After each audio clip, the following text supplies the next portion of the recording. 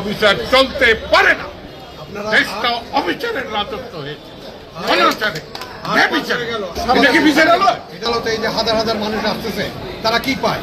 আসলে একটা তারিখ তারিখ তারিখ তারিখ, বছরের পর বছর। এইটা কোনো বিচার ব্যবস্থা হতে পারে না। এই বিচার ব্যবস্থার অবশ্যই সংস্কার এবং পরিবর্তন হতে হবে। বিচারকদের মানসিকতার পরিবর্তন হতে হবে। স্বাধীন বিচার চাই, স্বাধীন বিচার চাই। আর আপনি এখানে বসে বসে মানে অর্ডারের জন্য অপেক্ষা করবেন, নির্দেশের জন্য অপেক্ষা করবেন, তাহলে আর স্বাধীন বিচার ব্যবস্থার দরকার নেই।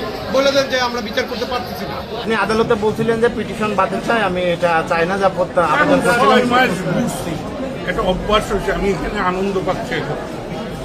আমি সেই 22-23 বছরের লোকের সাথে যেতে চলে যাই এখানে আসছি, আমি যে হাঁটি, তখন কিন্তু আর আমার 89 বছর বয়স নেই।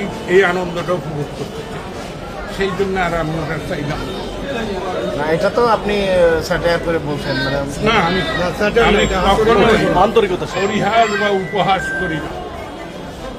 আমি বিশ্বাস করি, আমার বিশ্বাস যেমন আল্লাহ, আমার স্রষ্টায়, আমার বিশ্বাস তেমন লক্ষ্য।